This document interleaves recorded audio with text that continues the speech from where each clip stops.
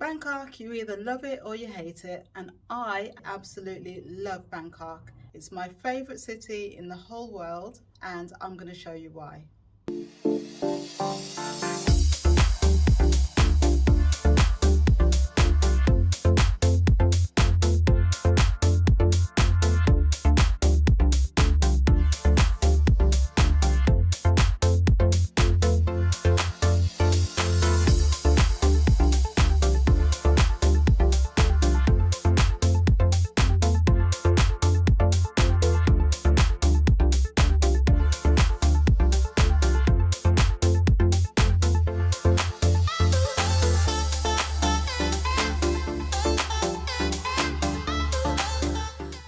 Welcome to Thailand. So I've been going to Thailand for the last 14 years, excluding the last 3 years due to the pandemic. So as soon as it reopened, you know I had to book myself a flight.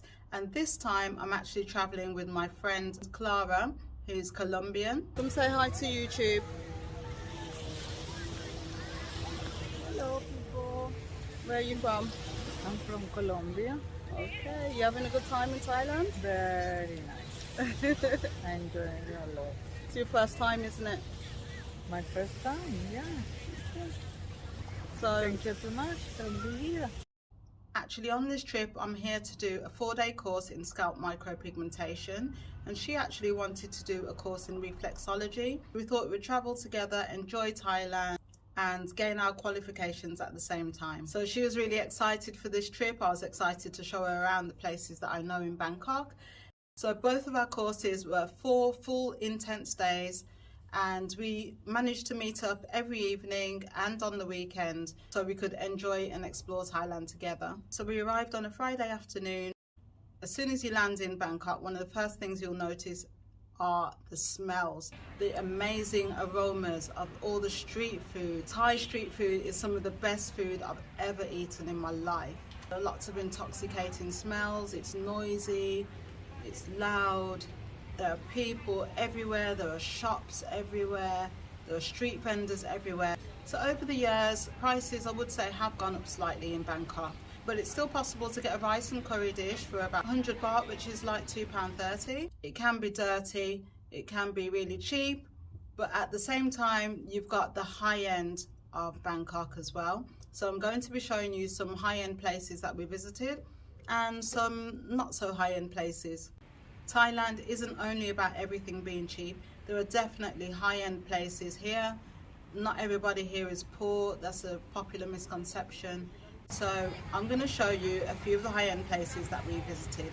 The first one being Red Sky Bar, which is located on top of the Central World shopping mall. So you can either take the glass elevator up to the top, or you can take the stairs, and to be honest, both of them are quite scary. I'm very scared of heights, so it was a bit nerve-wracking for me, you know, just going in the elevator. But to actually walk up the stairs and look over and just see the whole of Bangkok, it was just an amazing sight, irrespective of the fact I was very scared. So if you go right up to the top, that's actually called the Crew Bar, which is actually on top of the Red Sky Bar. So I think there are about 4 levels in the Red Sky, and Crew Bar is like a champagne bar, and that's the top level. You get incredible views across the whole of Bangkok. It's just fascinating. It's such a sprawling city. It's about as big as London. Population is around 10 million, same as London. So you order your drinks via the iPad. This is something I've seen in Asia many times, way before the pandemic. And it really still surprises me that in the UK that's not more popular. We've got cocktails. Prices are high-end prices because you're paying for the atmosphere, the vibe, the views, you know, the service. It's not a cheap bar. I think prices were around £18 for a drink from what I can remember. So we had a couple of drinks there, enjoyed the views, took some lovely pictures, had some nibbles. And that's another misconception about Thailand, is that it's backwards and it's slow. It's really not like that. It's really up to date, especially with technology and everything. People are fashionable, people dress well. Some people may say it's a third world country, but you know, they're up to date with everything. Probably more up to date than some Western countries, in fact. So if you do want to enjoy a good night out and have something a little less expensive, something a bit more pocket friendly, you can always check out the Sukhumvit area, especially Nana Plaza. So around this area you'll find lots of bars, go-go bars, and you know, with cheap drinks and everything, cheap cocktails. Well, obviously you get what you pay for. You will see lots of ladyboys in Thailand, not only in the bars, you'll also see them just working in retail as well. Really not a big deal, you just have to be open-minded. They're people just like everybody else, and sometimes it's really obvious and sometimes it's not so obvious. Having been to Bangkok so many times, I've definitely experienced both high-end and not so high-end hotels and bars, restaurants, everything. To be honest, I enjoy both sides. I'm not a snob. I can enjoy the simple things in life just as much as the nice things in life. On this trip, I actually met up with another friend of mine who's from London, but he's Thai. He's from London. His name's Nick. He was out here on business, so we decided to meet up with two of his other friends. So he took us all to the Rembrandt Hotel, and on the top floor they have another rooftop bar, which was absolutely amazing. The cocktails there were to die for. We had amazing views across the city, and we also had some amazing Indian food. And Nick, he's actually a chef, so he knows good food. So after we enjoyed our drinks and chatting and everything at the rooftop bar, he then took us to Bangkok seafood market.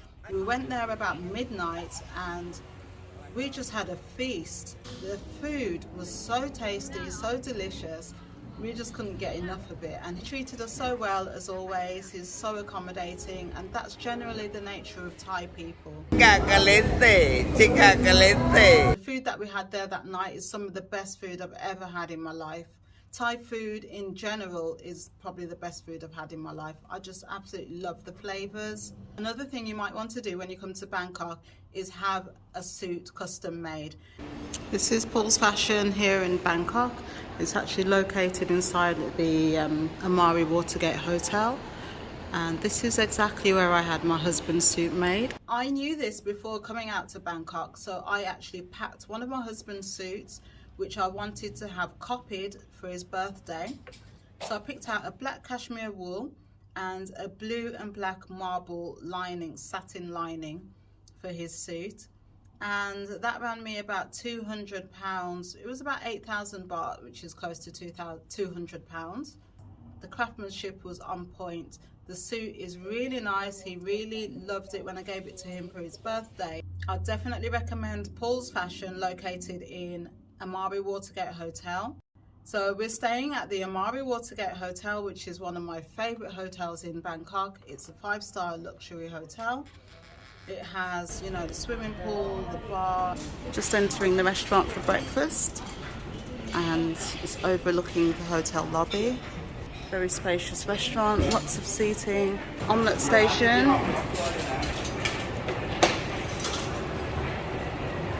Got chicken sausage, baked beans, all typical breakfast foods. Lovely fresh fruit. Got all your juices and iced tea. Got cold meats and cheese. Lovely salad bar. Also got this lovely fruit station here. And this is on the main road, guys, so if you stay here, you're in the heart of everything that you need. It has amazing breakfast buffet. Sadly, I forgot to take footage of the room. I was so eager to get out and about shopping and everything that, you know, it just slipped my mind. But we had an amazing breakfast every morning and enjoyed the pool. And actually, I think just because they reopened, they had a special deal on. So we managed to get 8 nights for around £560, which is absolutely unheard of. I've stayed there before and it was a lot more than £500 for a week. And this hotel is located in Pratunam, which is the wholesale shopping district of Bangkok. In this area you have the Pratunam Market, which is absolutely huge. You'll just get lost in there, you know, you'll find some unique pieces.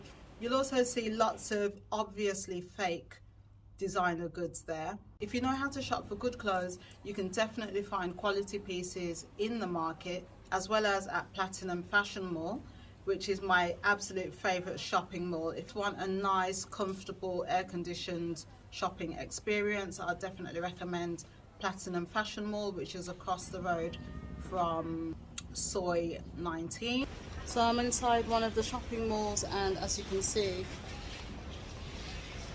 many of the shops are closed down. So COVID has affected a lot of things here in Bangkok, as to be expected.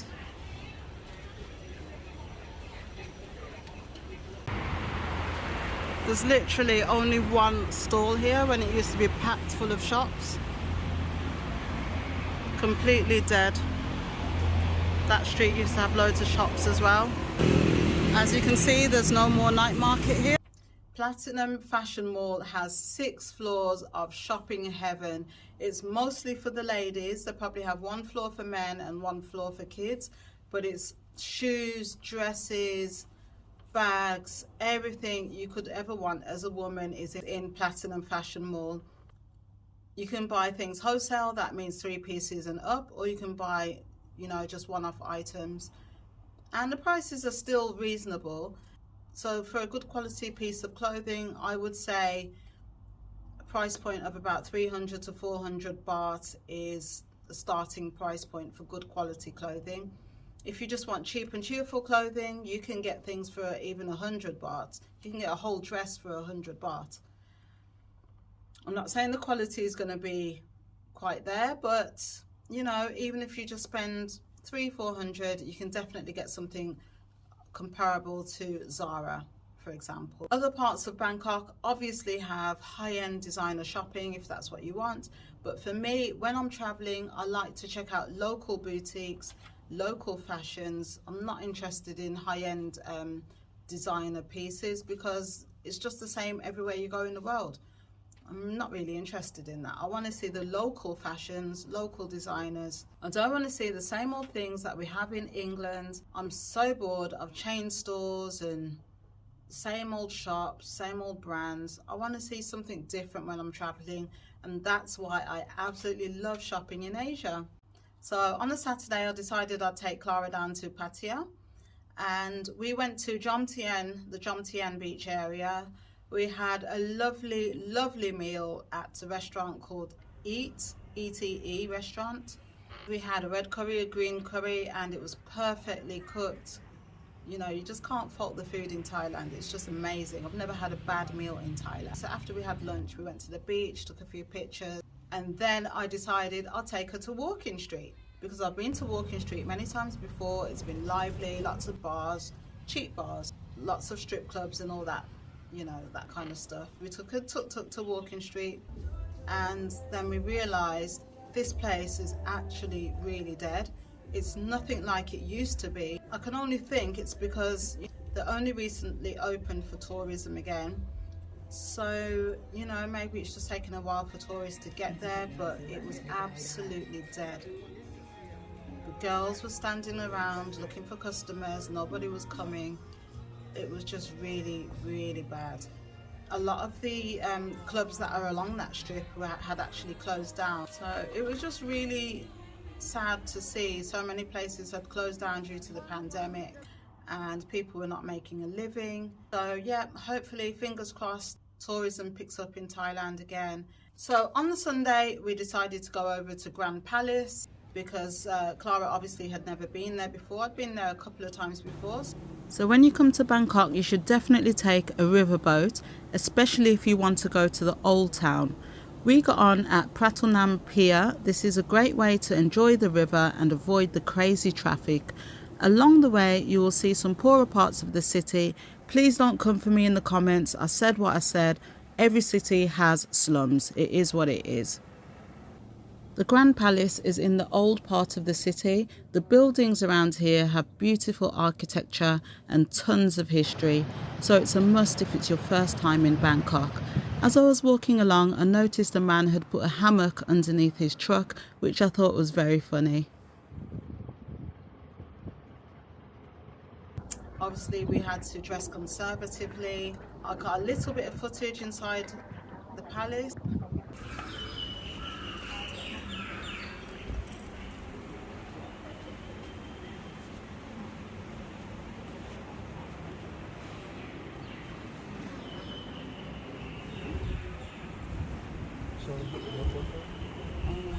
After the Grand Palace, we got into a taxi with a lovely taxi driver who was so much fun. He was making us laugh, singing to us and everything. He spoke really good English. This is my message to you. Saying don't worry. Welcome to Thailand. Rastafari. And he took us to Chatuchak Market, which is a big, massive market that I've only been to once before in all those 14 years. But I decided to check it out again as I hadn't been for a long time. And the first thing we wanted to do is eat, because we'd been at the palace all day. We wanted to just get something to eat, so I got some amazing food. We chatted, we looked around. There's lots of souvenir shops and clothing shops and food stalls. You can buy antiques, you can buy everything there. And of course there was this human dressed up as a doll, which was quite spooky, but it was fun. It was just nice to be there and see something different. We bought a few things.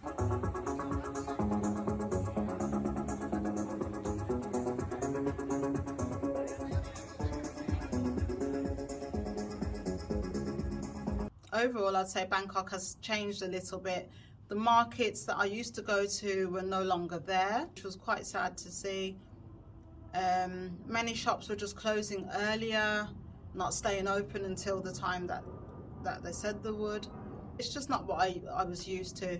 This is the first time I've ever been to Bangkok and not been able to come back with suitcases and suitcases of clothes. I literally only bought a handful of stuff that I could, that I thought was good quality. It was just different, but that's not going to stop me from going there again in the near future. I'll probably go at the start of next year, just to see if it's changed, see if it's gotten back to normal.